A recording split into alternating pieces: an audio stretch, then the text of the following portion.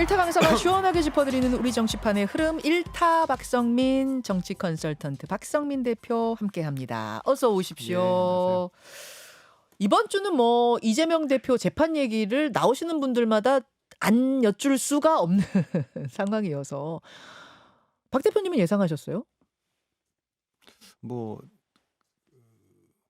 이 정도 나올 줄은 잘 몰랐고 검찰이 인용 구형을 할 때 좀 센 구형이다 이런 생각을 했는데 그때도 백현동에 대해서도 위증교사 문제를 추가해 갖고 했지 않습니까?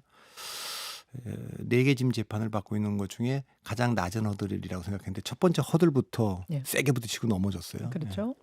그래서 이제 오늘은 뭐 일타시니까 일타가 민주당에 건네는 조언 이렇게 해야 한다. 뭐 이런 것 위주로 좀 들어봤으면 좋겠는데 지금 일단 민주당의 대응은요.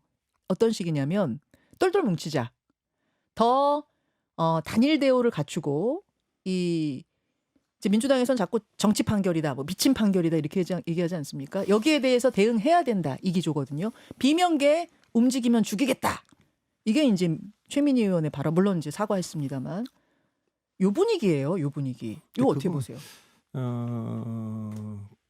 그거는 뭐 그냥 오래전부터 그 길로 계속 왔던 거고 총선 때도 그래서 뭐 공천도 그렇게 했고 그리고 뭐 당원 당규를 고치는 방향도 어쨌든 그 똘똘 뭉쳐서 맞서 싸우자 이런 거고 지금은 뭐 심지어는 재판 비용도 당에서 내는 걸로 해보자 뭐 이렇게까지 지금 얘기가 나올 정도로 완전히 지금 그 민주당이 1인 사유화돼 있는 일극 체제가 아니라 이제 그런 정도로 돼 있기 때문에 위기죠. 그러니까 지금 뭐 윤석열 정부의 위기다 10%대 지지율도 가지고도 얘기하지만 대통령실은 위기감을 조금 느끼는 것도 같고 당 한동훈 대표가 이끄는 당 쪽에서는 계속 좀 다른 목소리도 좀 내고 무엇보다 보수 언론들은 계속 이 정권에 대해서 비판적인 목소리를 좀 내고 있고 그러니까 좀 시끄럽지만 뭐 가능성이라도 좀 있어 보이는데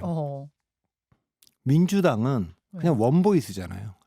뭐 다른 목소리가 뭐 들어올 수가 없고 다른 목소리 지금 뭐 비명계 다른 분들 얘기하지만 그분들은 사실 그렇게 세게 목소리를 낸 적이 없고 그 세게 낸 분들은 다 이미 나갔거나 잘렸거나 그렇죠. 그런 상황이기 때문에 조금 제가 보기에는 이게 좀 위험한 방향으로 가는데 뭐 좀 언제선가 이렇게 좀 턴을 해야 될 텐데 현재는 뭐 그냥 쭉 가던 길로 가지 않을까 싶어서 우려가 좀 됩니다.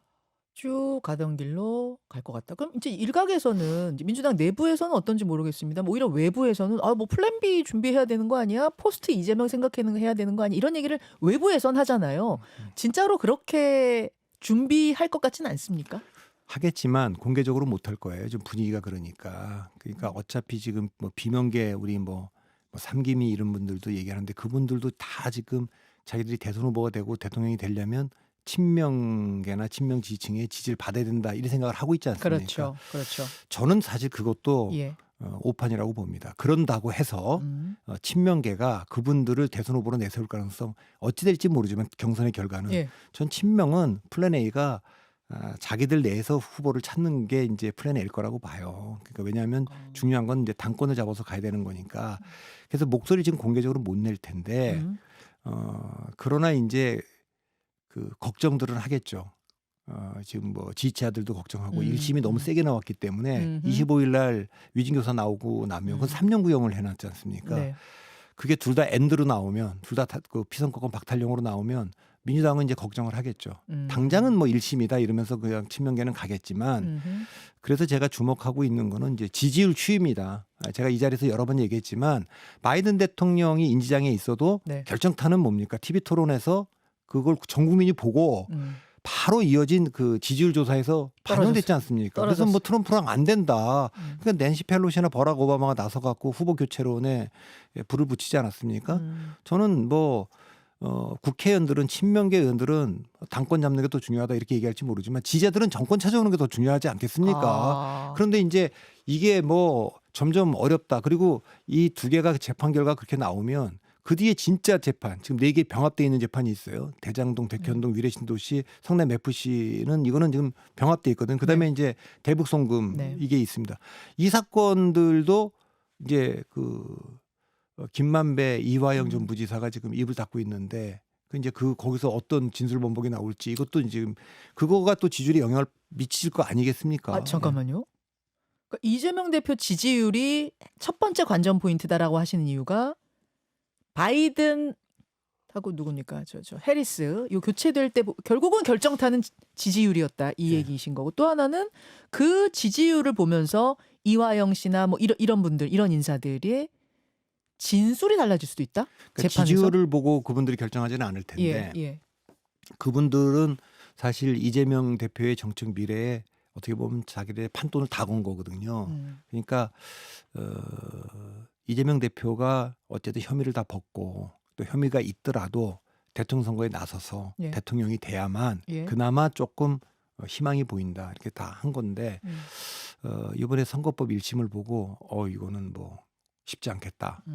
그리고 이제 위진교사까지 나와서 둘 다 당선 무효용, 그러니까 피선거권 박탈령이 나오면 야 이거 이재명 대표가 후보가 되고 대통령 되는 건 사실상 어렵겠다. 이렇게 되면 그 대장동 사건의 김만배 씨나 대북 송금 사건의 이하영 부지사는 자기들 양형과 지금 이미 뭐 대북 송금의 그 이하영 부지사는 9년 6개월인가 뭐 엄청 국회를 받았어요. 받아놨어요. 그리고 백현동의 그 김인섭 씨는 5년형이 2심이 확정되고 이렇게 됐기 때문에 그분들은 이제 본인들이 조금 형을 적게 받는 쪽으로 움직일 가능성도 있기 때문에 그 이 재판 결과 이 1심 선거에 영향을 좀 받을 것 같고 그러면 그것이 이제 그 내년도 2심 진행되는 동안에 지지율에 영향을 또 미칠 수가 있고 그러니까 지지율이 막 예를 들면 이제 그 흔들리면 지층 사이에서도 이제 후보 교체론에 대한 얘기들이 꿈틀꿈틀 되겠죠.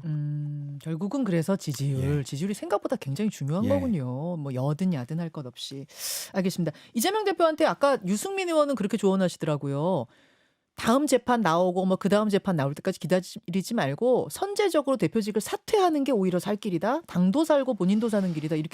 이런 취지로 말씀하시던데 어떻게 보세요? 그러니까 그거는 제가 뭐 작년도 총선 앞두고도 계속 이재명 대표 체제로 총선 치르는 게 별로 좋지 않기 때문에 그 똘똘뭉쳐 총선 치르는 가능성을 좀 낮게도 봤고 그다음에 뭐 사법 리스크를 정치적으로 돌파하려고 하지 마라. 정치로 돌파하게 되면 이거 유무죄를 다투게 될 텐데 그렇게 되면 인정하지 않고 사과하지 않고 그렇게 되면 불리하다. 양형이 올라갈 거다 계속.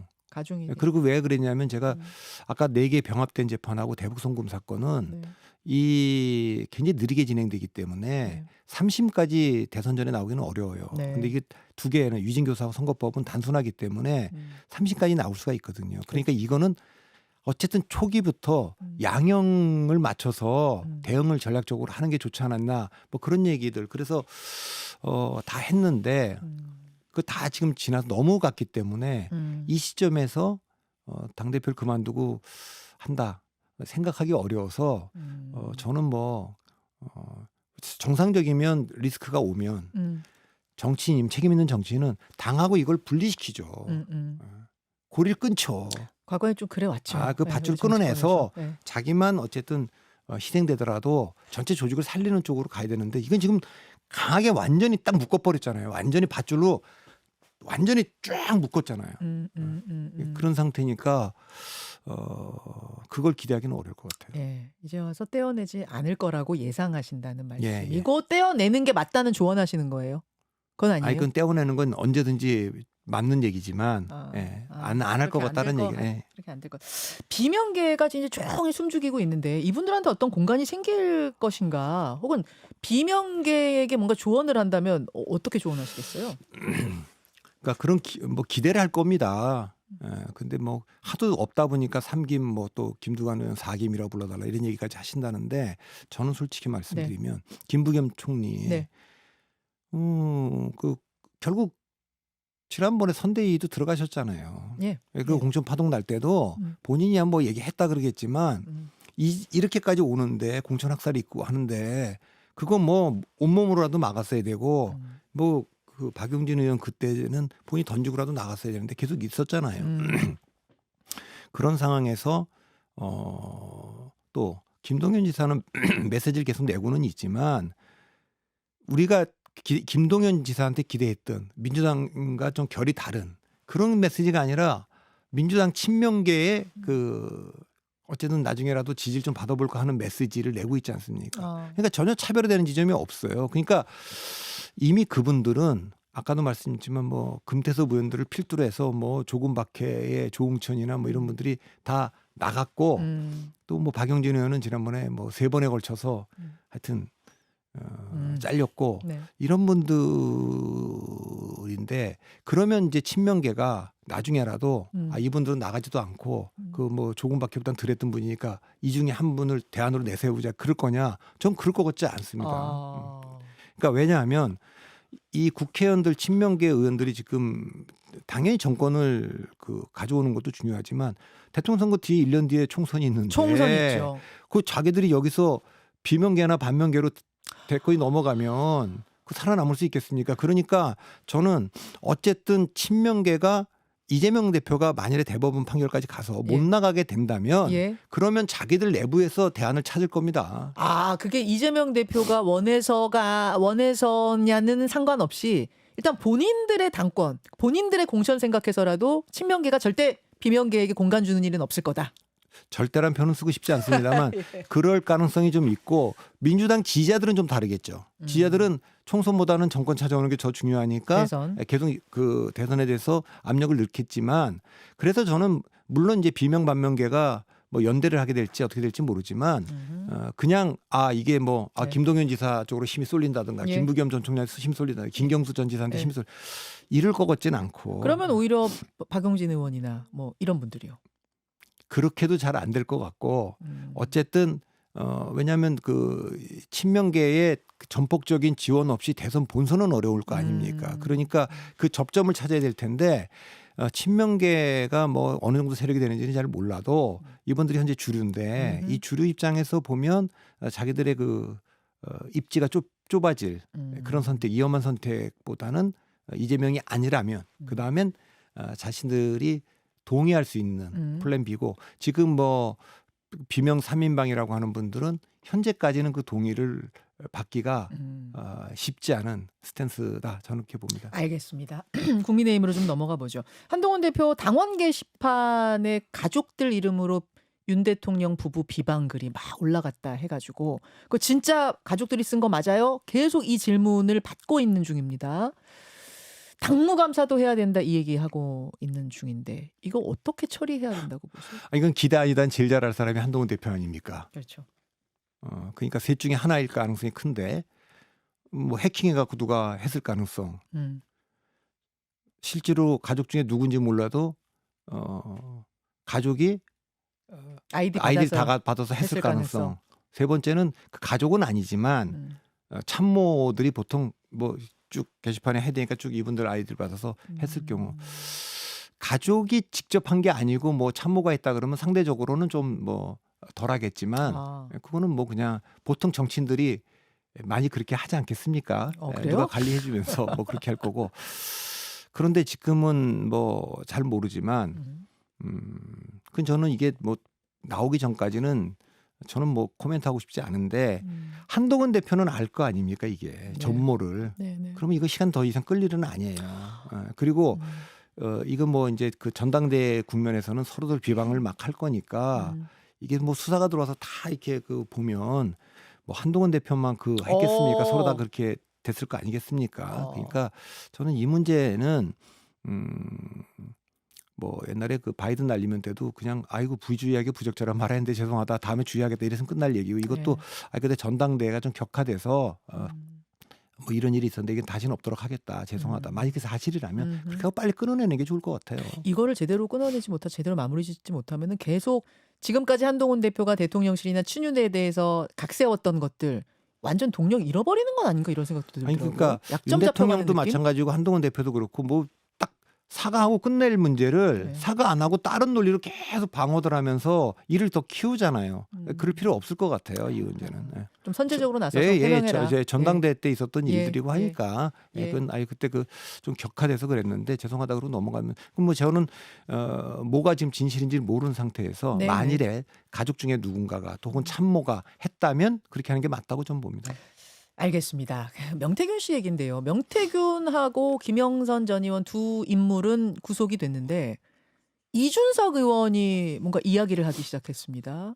포항시장 선거 때 또 뭐 강서구청장 선거 때 이럴 때 대통령이 의견을 냈다. 뭐 누구 추천했다. 누구 개입했다. 이런 이야기들. 그러면서 더 많은 이야기들을 내가 가지고 있다. 이런 이야기를 했거든요. 지금 이준석 의원의 스탠스는 어떤 걸까요?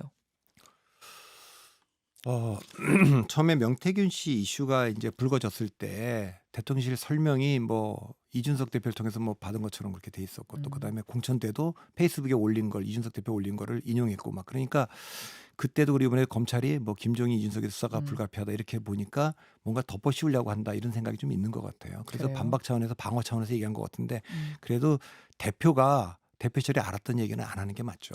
그 이야기는 조금 더 자세하게 미니 댓글쇼로 유튜브로 이어가겠습니다. 고맙습니다. 자, 라디오 청취자들과 인사 나누고요. 유튜브로 넘어왔습니다. 조금 전에 들어온 속보인데요. 일론 머스크가 달 화성 탐사를 목표로 개발한 대형 우주선 스타쉽의 여섯 번째 시험 발사가 성공했나요? 성공했다고. 남의 나라가 일론 머스크가 뭐 그 쏘는 게 속보입니까? 그분은 그거 뭐 놀이기구 타듯이 그냥 맨날 올라갔다 내렸다 하는 분이니까. 그래요. 예, 트럼프랑 같이 이렇게 봤대요. 또 이번에는. 그래서 뭐 부럽네요. 여섯 번씩이나 쏘고 그렇습니다. 예, 들어왔다는 얘기를 뭐 크게 속보인지는 모르겠습니다만 하여튼 속보라고 하니까 전하면서 잘 지내셨어요, 진짜 박 대표님? 예, 뭐. 지난주에 저를 못 만나셨잖아요. 제가 휴가여가지고. 그러니까 어떻게 그건 잘 됐습니까? 그건 뭐. 잘 됐습니까?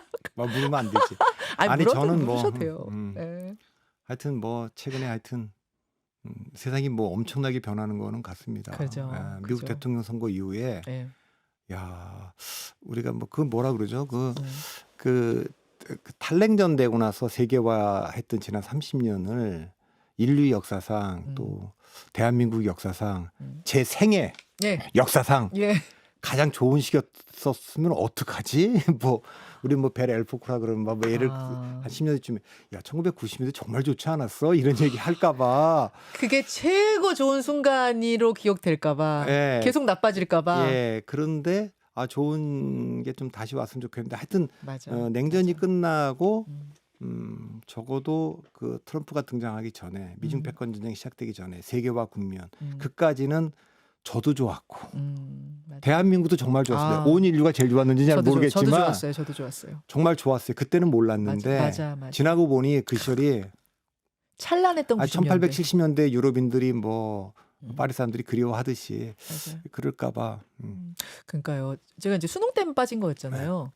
제가 이제 90년대 중반부터 후반까지를 대학 다녔던 사람으로서 그때 캠퍼스 분위기를 생각해 보면 뭐 아주 막 놀자 막 이런 분위기는 아니어도 적어도 동그랗게 앉아서 뭐 기타 칠 수 있는 분위기, 축제 때 다 같이 놀면서 뭐 이럴 수 있는 분위기. 도서관 가다가도 야 오늘은 뭐 좀 빠지자 이러면은 뭐 이런 분위기, 이런 낭만이라도 좀 있었는데 요새 캠퍼스는 진짜 대학 들어가자마자 취업 공부.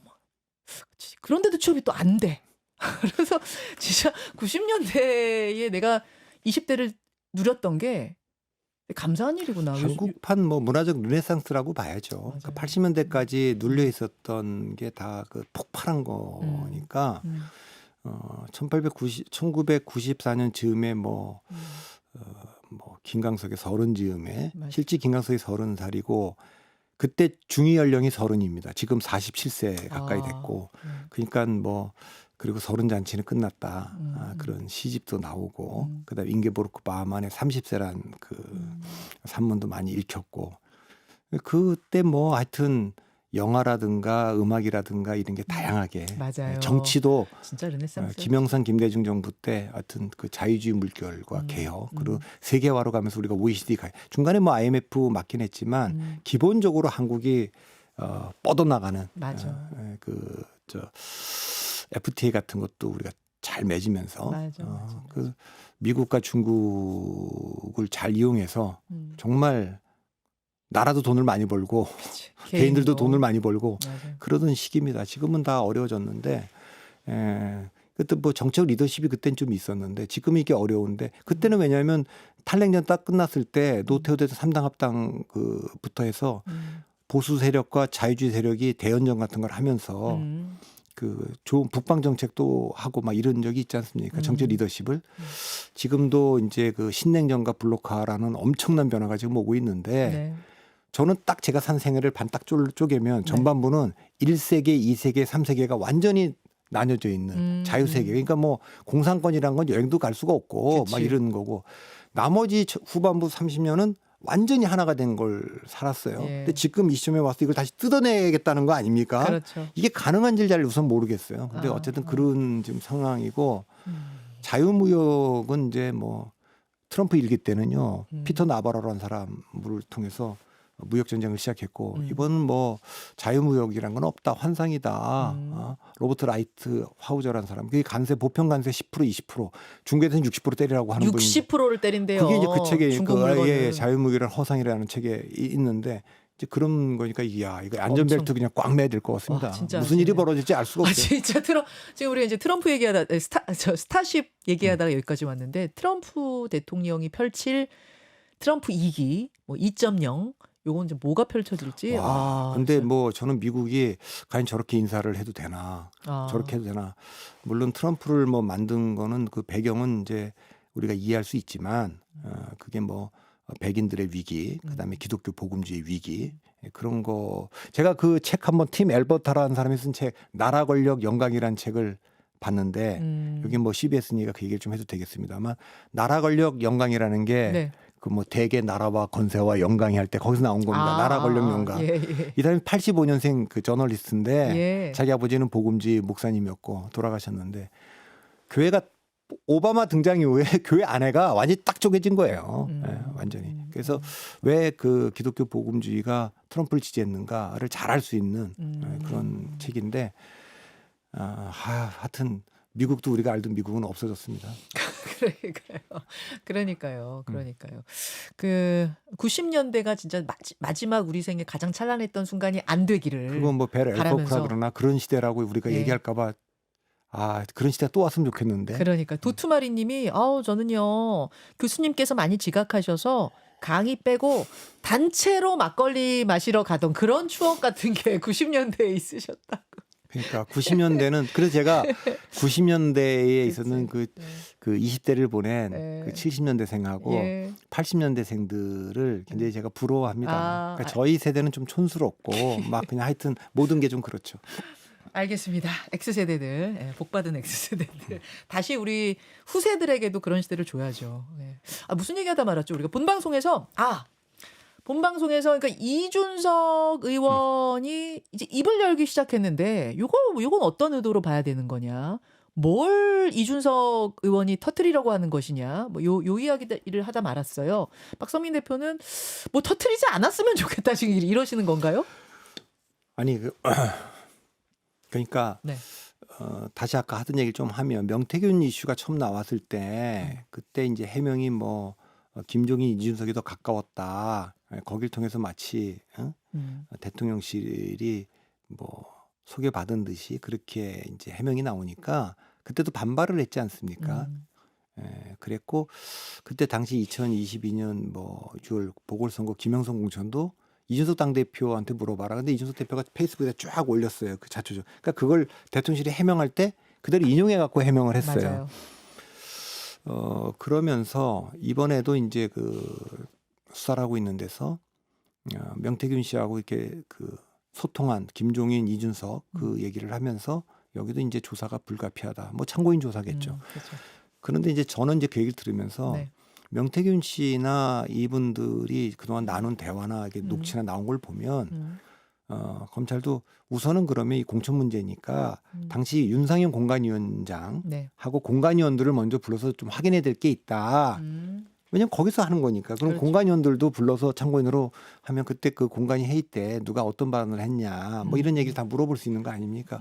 이런 뒤에 그 공관위 결정을 거쳐서 뭐 최고위에 올라왔을 때 이준석 대표가 어떻게 했냐 뭐 이런 얘기는 있을 수 있겠는데 그걸 건너뛰고 뭐 더 여기가 더 중요한 것처럼 얘기하니까 아마 본인은 홍준표 시장도 처음에 명태균이 홍준표 얘기를 하고 뭐 그 명부 받은 얘기부터 뭐 네. 혹시 그런 거 아니냐 뭐 이런 얘기가 있으니까 홍준표 시장도 발끈했지 않습니까? 맞아요. 누가 봐도 명태균은 윤석열 대통령 후보하고 더 가까운데 왜 나를 덮어 씌우려 그런다. 그치.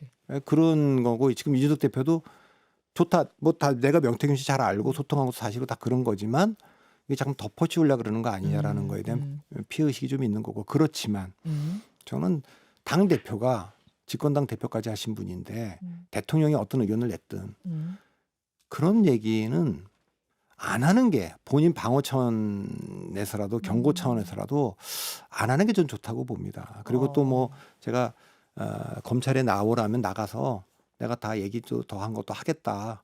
그것도 이렇게 좀 좋아 보이지는 않습니다. 아 그래요? 예. 근데 백만 볼트님이 지금 문자 주셨는데 2번은 안 당한다 이런 거 아니겠느냐. 가만히 있다가 이게 화살이 나한테 오면서 내가 다 뒤집어 쓰게 생겼네 이러니까 그런 얘기들을 할 수밖에 없었던 거 아니야? 아마 그런 뜻으로 쓰신 거 같은데. 응원하는 분들은 그렇게 얘기하실 수도 있고요. 네. 근데 저야 뭐 그 전당대회 때도 그렇고 전당대회 이후에 당대표 할 때 쫓겨나는 과정에서도 네. 제가 일관되게 뭐 이준석 대표를 응원도 하고 뭐 그랬었던 사람입니다. 그러니까 그때도 뭐 이준석 대표의 모든 뭐 리더십의 문제라든가 이런 것도 뭐 개인적인 뭐 문제, 캐릭터의 문제에 대해서 뭐 이런저런 얘기하는 사람들이 말이 다 틀린 것도 아니어도 왜 젊은 분들이 정치를 해야 되는가에 대한 얘기도 그리고 그 또 보수 정당 입장에서는 세대 연합이 왜 중요하느냐 이런 얘기에서 했는데 지금도 그렇습니다만 이준석 대표가 더 이렇게 그 정치적으로 국민들의 신뢰를 받으려면 네. 본인이 이렇게 뭐 제가 그래서 뭐 방송도 좀 자제하는 게 좋지 않겠느냐 정치인은 왜냐하면 제가 얘기가 늘 방송 얘기할 때 제가 농담처럼 여기서 아니 이문세 길을 가야지 왜 탁재훈의 길을 가느냐 얘기도 했었고 굳이 방송을 나간다면 네.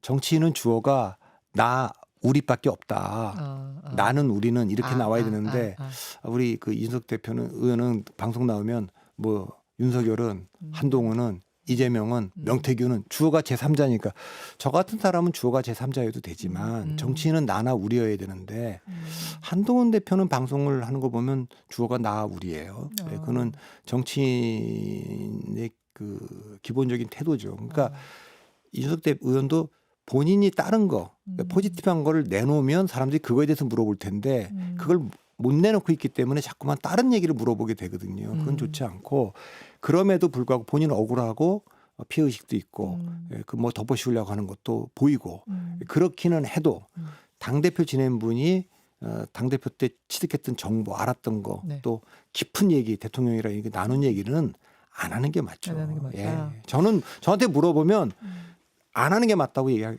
것 같습니다. 그래요. 이 와중에 탁재훈 씨는 의문의 일패네요.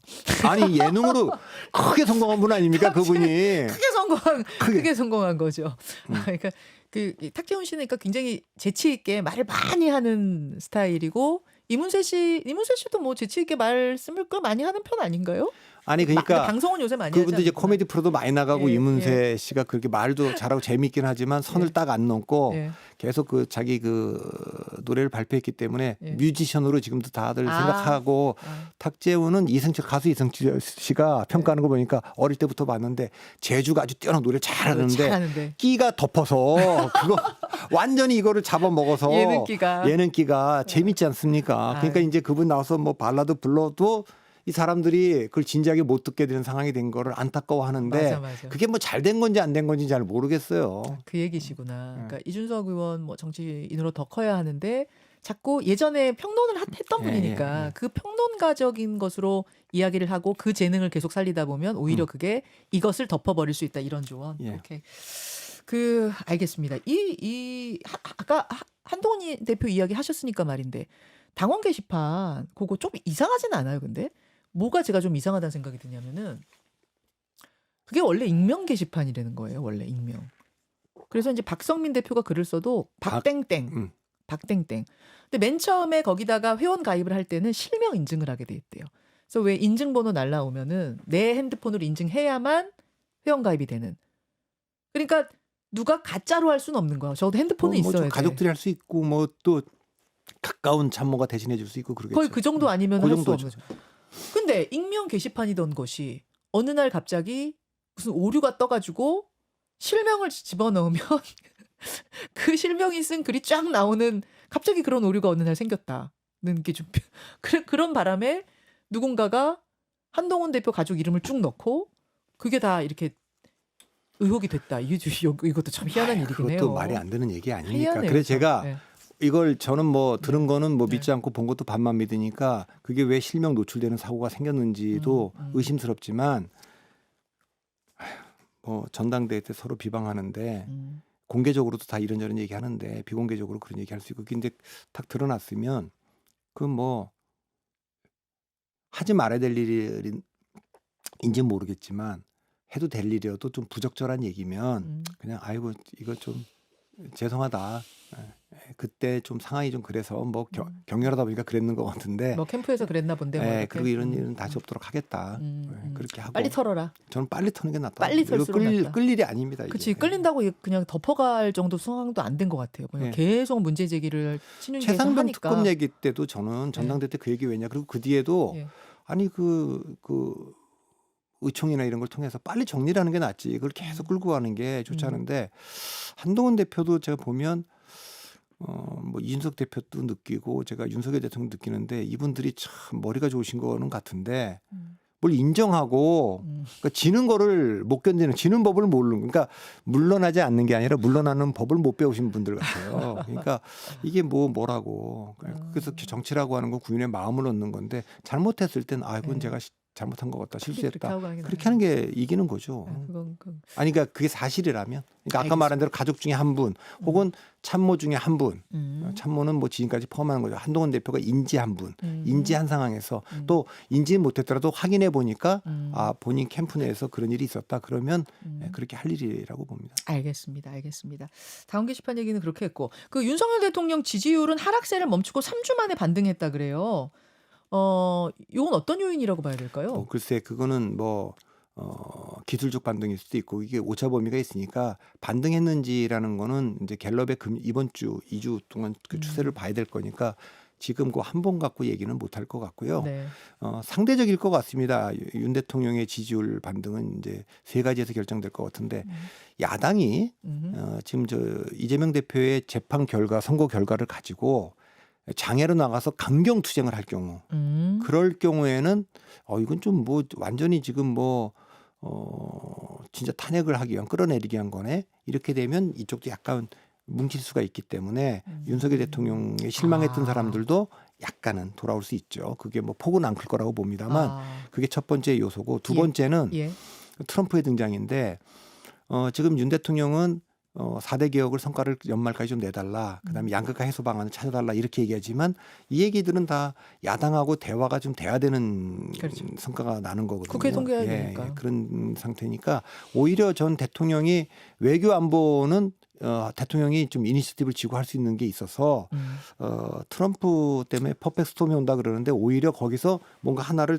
딱 뚫어내면 그런 점에서 좀 평가를 받을 수 있지 않을까 이게 있고 세 번째는 역시 그 대통령실 쇄신이죠. 돌아오시면 지금 이게 뭐 조금 반등하니까 좀 이대로 조금 적당히 해보고 가볼까 이럴 수 있는데 지금은 이제 임기 반환점 그러니까 5년 단임 대통령의 반환점이라는 표현을 쓰지 말고 2년 5개월짜리 대통령의 연임에 성공한 바로 지금 딱 그 조각하고 대통령실 새로 세팅한다. 나는 대통령 된 지 11월 10일이다. 그래서 지금 완전히 새로 세팅한다. 이런 기본으로 좀 세팅을 좀 해야 되지 않을까 싶어요. 그 되게 좋은 말씀이시네요. 그러니까 국회와 같이 국회를 문턱을 넘어야 하는 어떤 그런 정책 부분에서 성과 내기 쉽지 않을 거다. 그렇다면 외교 안보 여기서 뭔가 틈을 봐야 되지 않겠느냐라는 조언을 주셨는데 근데 이제 대통령이 그래서 트럼프 대통령하고 뭘 좀 잘해보려고 골프 연습을 하다가 어, 골프 연습을 했다는 거예요. 근데 이게 또 좀 묘하게 이게 된 것이 먼저 트럼프와의 회동을 위해서 골프 연습을 합니다라고 밝힌 게 아니라 기자들이 막 지지율 떨어지고 막 대국민 사과하고 요 무렵에 대통령이 골프장 가는 거를 포착을 해가지고 기사를 쓰려고 하니까 그 무렵에 이제 대통령이 있어 그게 아니고요. 이거는 골프 연습을 트럼프와의 만남을 위해 한 겁니다. 이렇게 나와서 진짜 그게 맞는 거야? 또 막 무수한 이야기들이 오갔어요. 그러니까 제가 홍보 담당이었으면 대통령 담당이었으면 네. 저는 뭐 대통령 골프 칠 수 있다고 봐요. 네. 골프 쳤고 그게 이제 어쨌든 뭐 경호가 잘못돼서 보안이 잘못돼서 드러났다. 드러날 수도 있죠. 해명 안 했을 것 같습니다. 아, 그래요?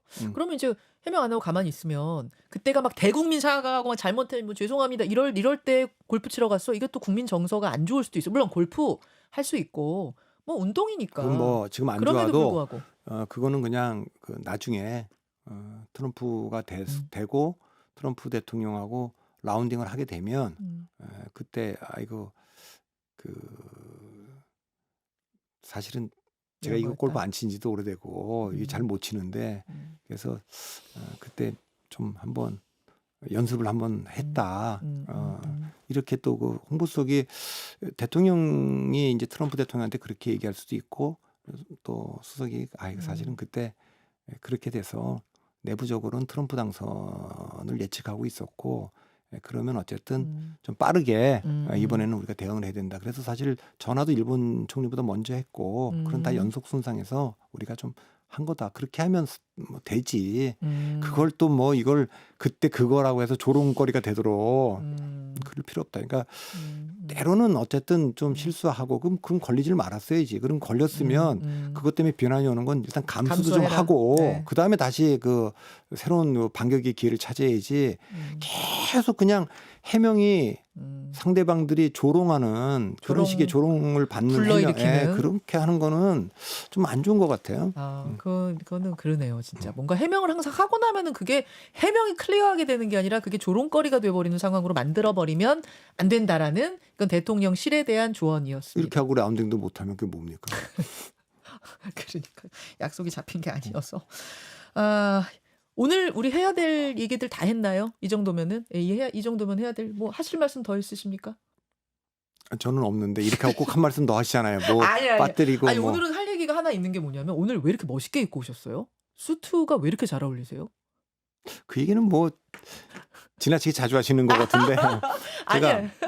오늘은 제가 못 보던 양복이어가지고 새로 장만하셨어요? 아닙니다. 이거 되게 오래된 양복입니다. 아, 그렇습니까?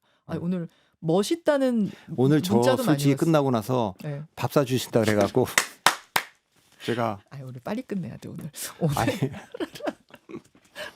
저희가요 끝나고 나서 이 시간에 문 여는 식당은 없어서 브런치를 하죠. 브런치를 바로 앞에 가면 뭐 좋은 데가 맞아. 있어서 그래서 거기서 양은 좀 적더라고요. 브런치가 먹으면 금방 배고파.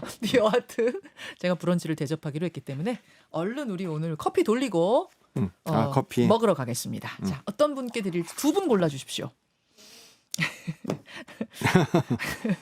누구를 할까요?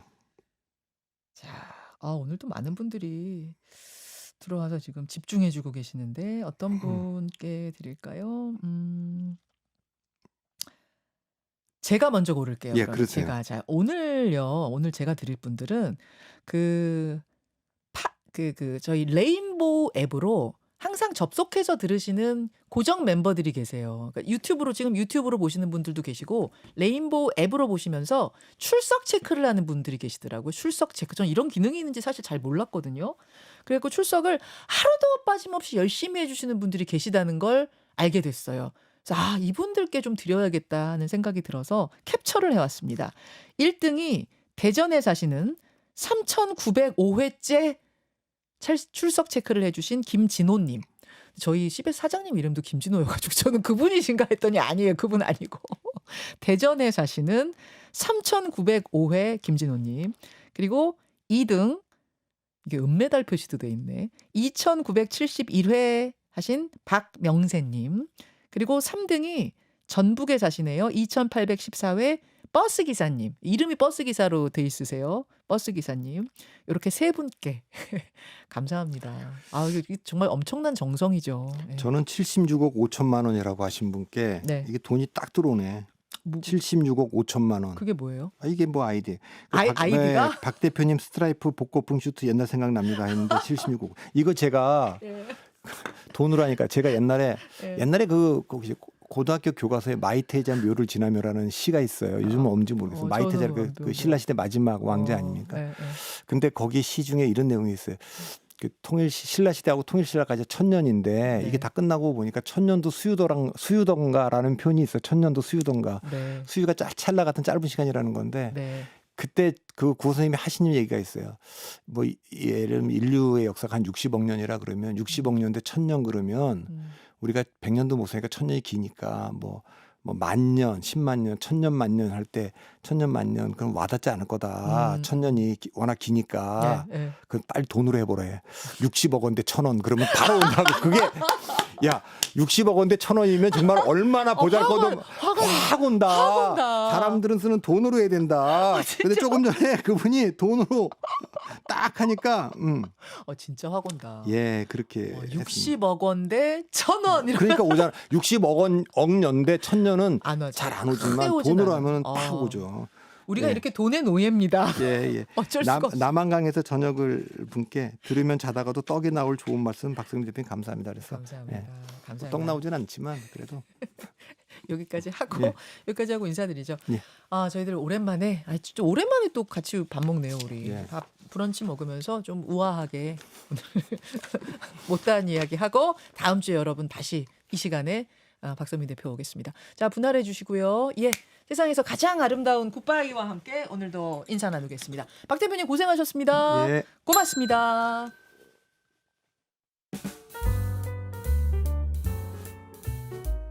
김현정의 뉴스쇼는 시청자 여러분의 참여를 기다립니다. 구독과 좋아요, 댓글 잊지 않으셨죠?